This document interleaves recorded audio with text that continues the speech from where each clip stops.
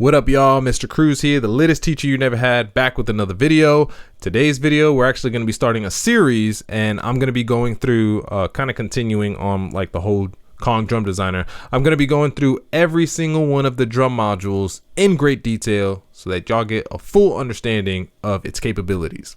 So with this series, I'm going to actually start out with my favorite one. And I know it sounds kind of weird because I feel like I'm already not going to be as excited about the other ones, but we'll still get through it. And we're going to start out with the NN-Nano.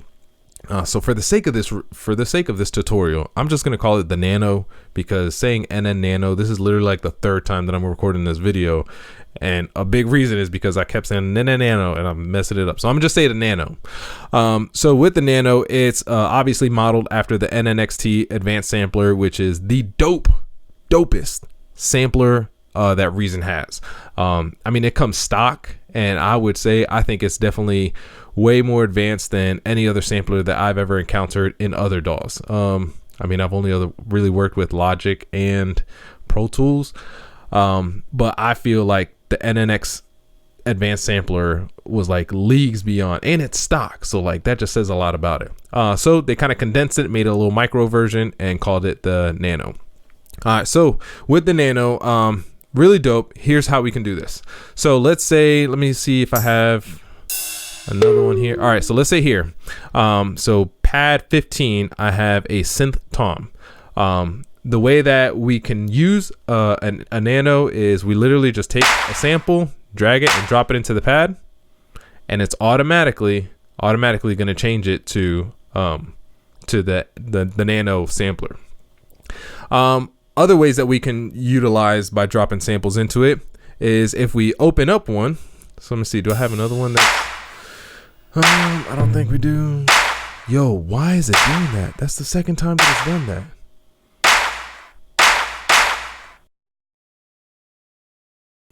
I swear, like my thing is haunted. I don't know how and why it did that.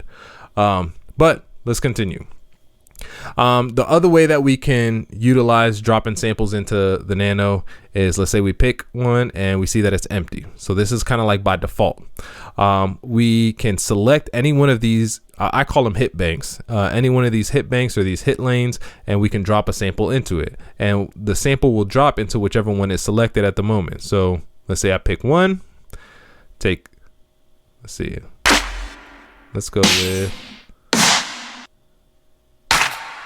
all right, let's go with this one. Drop it in there, and bam, it's assigned to hit bank 1. So we know that this will play because down here at the bottom, we have a selection of hit names that we can pick. So let's say let's change the name here to, come on now, clap 1. So notice over here in my hit types, it changed the hit number 1, right, associated with or corresponds to which hit bank we dropped our sample into. It changed it from hit 1 to clap because I changed the name to clap. So now from here on, we got two more options that we can do. We can either drop another sample and layer it with hit 1, with a hit bank 1, and then those two samples will play on top of each other. They'll play layered, or we can drop in another sample and assign it to a different hit bank, and then we can essentially kind of create two different pads that can that'll give us two different samples whenever they're hit. All right, so let's do the first one. So what I'm going to do is I'm going to find another clap. Let's say I wanted to layer it.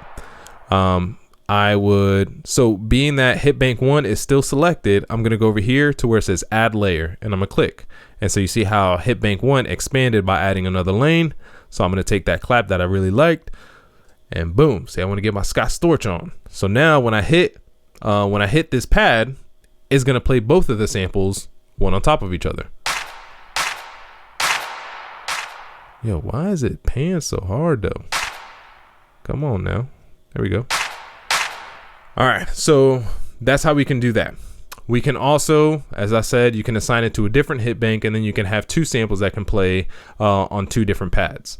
So let's go ahead and grab this one, and let's select hit bank 2.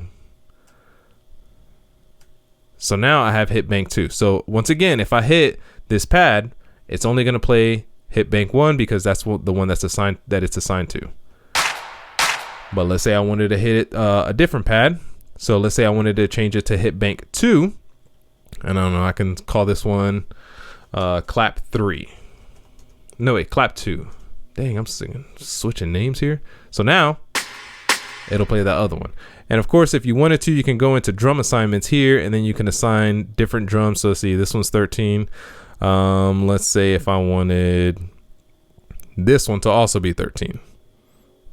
So then when I hit, let's go to this one and switch this one back to clap 1, this one, and switch this one to clap 2. So now when I hit this one, it's going to play bank 1, the ones that's layered, and this one is going to play bank 2, which is just that one sample. Boom, pretty dope, huh? I got something even doper. So first we're going to go down here to this one, bank number 2, or pad number 2. So you'll notice here that I have 2 different snares, and that I've got a different velocity. So with each bank, or essentially with each sample that you drop into it, not each bank, you can drop a whole bunch of different samples, and you can alter each sample individually using the sample parameters that we have down here at the bottom. So these sample parameters include level, velocity, like the lowest velocity and the highest velocity, and the pitch. So let's say for this top snare that I have here and this bottom snare, let's say when I change the velocity here to show you that this one is set to only hit during a low velocity. So whenever this pad is hit within this velocity level, or this velocity threshold, it's only going to play this this sample that I have right here. And then vice versa with this one, because this one's set to higher. So that means when I hit, and if you didn't know that the pads are velocity sensitive based on where you hit them with your mouse or your pointer. So if I hit it lower or towards the bottom, it's going to hit it as if it's going to mimic or simulate a low velocity. If I hit it higher, it's going to simulate a high velocity. So if I hit it at the bottom, I'm only going to hear this top snare that I have here in my in pad 1, in hit bank 1. If I hit it higher, I'm going to hear this this snare. So again, hit it low, I'm only hearing one sample. Hit it high, I'm hearing the other sample. And obviously because of velocity, because of the dynamics of velocity, you're going to hear one lower. So if you wanted to do that to where you hear 2 different samples, I would suggest turning the volume up on the one that is assigned to a lower velocity so that you can kind of hear around the same volume. So that's one thing you can do. Pretty dope, huh? I know. I got the gems and I'm trying to give it to y'all. Another thing is you can load tons of different samples into one hit bank. I'm going to show you this right here. Maybe I could zoom in through TV, movie, magic, video editing powers. So I have here, I think like 20 some odd different samples. I literally got tired and bored of adding all these samples into it, thinking like, okay, how many can I add before I stop? Because the manual didn't tell me, and as far as I'm concerned, I don't know, it could be infinite, but I added 20. I don't know when you would ever use 20 different snare samples in anything, or any kind of different samples back to back, but there you go. Here's something that you can do. And again, each one of these you can alter individually. So let's say I wanted to change the volume on that one. On this one, I wanted to change the velocity. I can keep scrolling down. And let's say on this one, I wanted to change the low velocity. On this one, I wanted to change the pitch, so on and so forth. So you can alter each one of these different samples. You can alter the sample parameter individually.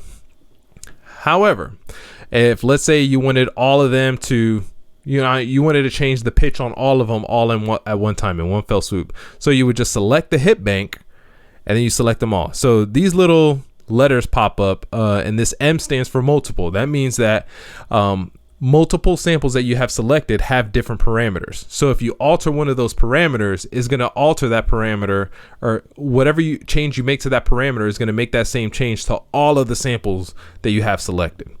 So one thing that I want to do is I want to check this alt box. Oh, this already set. Actually, I'm going to set all this stuff to default.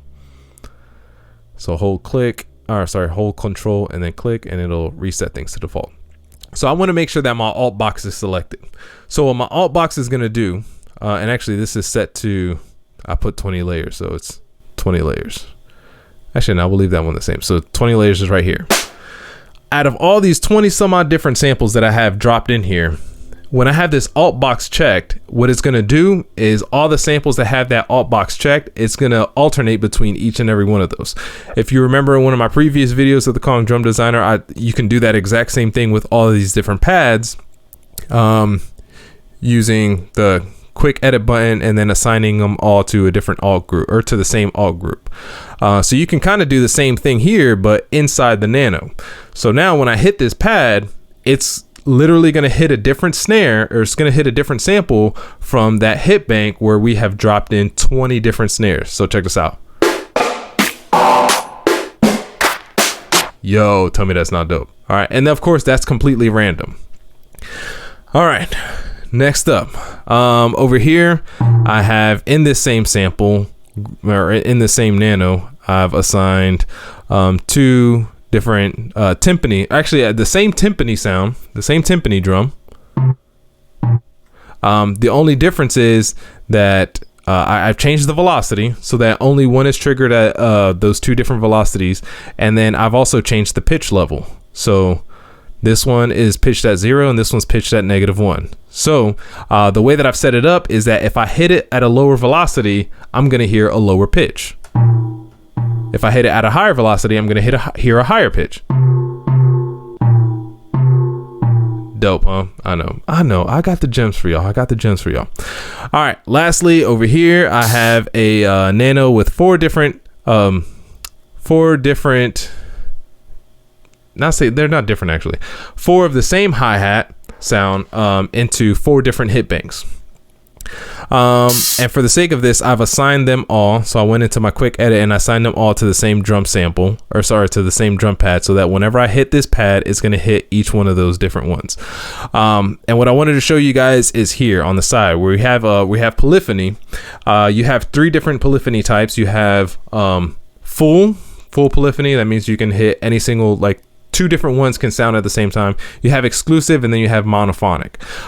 Exclusive and monophonic they kind of work in tandem. So I'm just going to show you full and mono. So with full, when I hit this, it's going to play all of them at the same time because they're all assigned to the same they're all assigned to the same pad. With monophonic, it's only going to trigger 1, but because I have so many different ones, it's actually going to shorten it because one of them is going to get it's going to hit, and then it's also triggering the other one, which is also going to cut it off. So it's going to sound shorter. All right. And then here you have your global parameters. Your global that's a tough word to say. Your global parameters are going to affect and impact all of your samples. So no matter what hit bank you have in, no matter how many layers you have, every sample is going to be affected and impacted by if you alter any of the settings in your global parameter. So mod wheel, I mean, this is kind of self-explanatory. That's kind of a given right there. We also have velocity. So with velocity is kind of the cool one. You can turn it up, which means that if let me go back to this one. If I turn it up, right, so that'll change that'll change the sound of it based off of its velocity, or reset that. You've got pitch, and then you've got the amount and bend type. So I'm gonna have, you can't see it, right? It's kind of off screen. I'll kind of show you right here. Boom.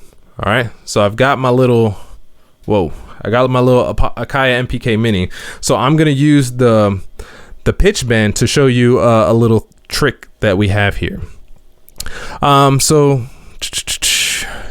Actually, you know what's also cool is about the velocity. Actually, I'll show you that with the snare here.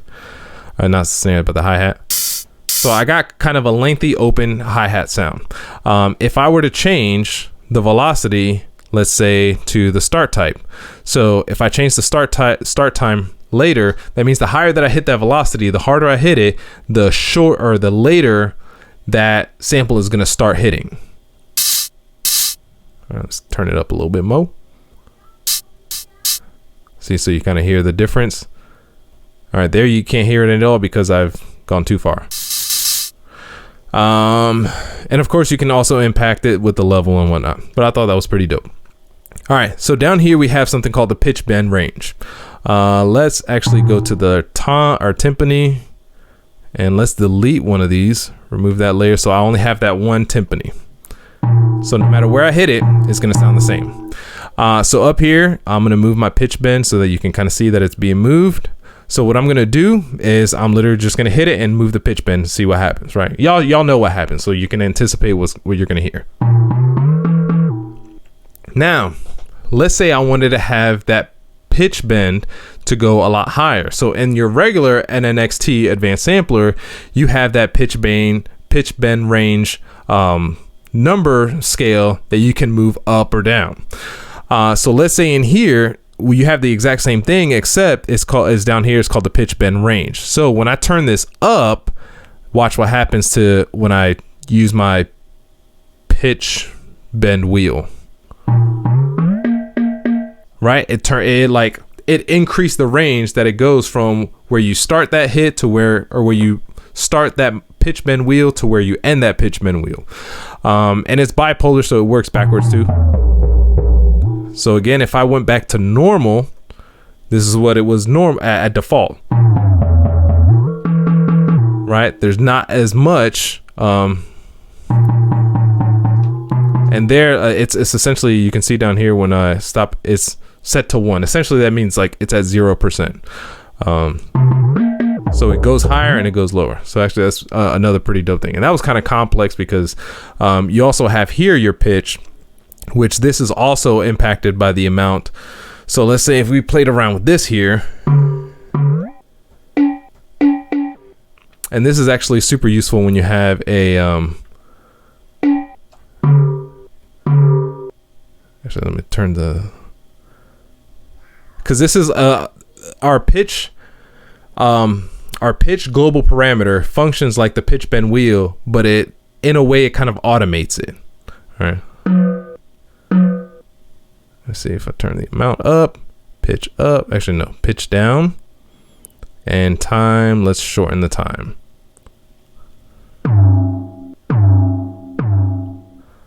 If I moved it up, increase the time, so it makes that the time that it goes from the pitch that it starts at to the pitch that I want it to end at, it makes that time short, or no, it makes it shorter or longer. It makes it longer. So you hear that. So this is kind of what the pitch bend global parameter is.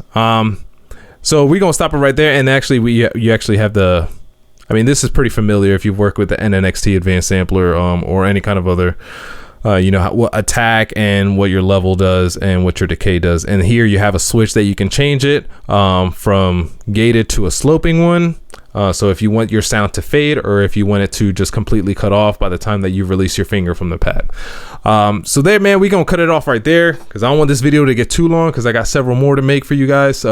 But there you go, in-depth detail about the NN-Nano or the Nano. Oh, and now one more thing I forgot here is that when you're adding and removing layers here, you can also hit this button to edit the samples, but you can also right click and then hit, yo, can you not edit the sample from here? Manage sample? No, it's not manage sample. No, never mind. I thought you could edit samples from here, directly from here, but I guess you can't. So I guess, yeah, you do need this button here that says to edit the sample, and then you can open up the generic sample editor. But there you go, guys. Hopefully you guys learned something. Let me know in the comments below if you found this useful or if you learned something that you didn't know before. Outside of that, look forward to seeing you guys in the next video. Make sure you like, comment, subscribe, show me some love on any of the social media platforms. You can find me at @mr_cru2, and check out any of these other two videos.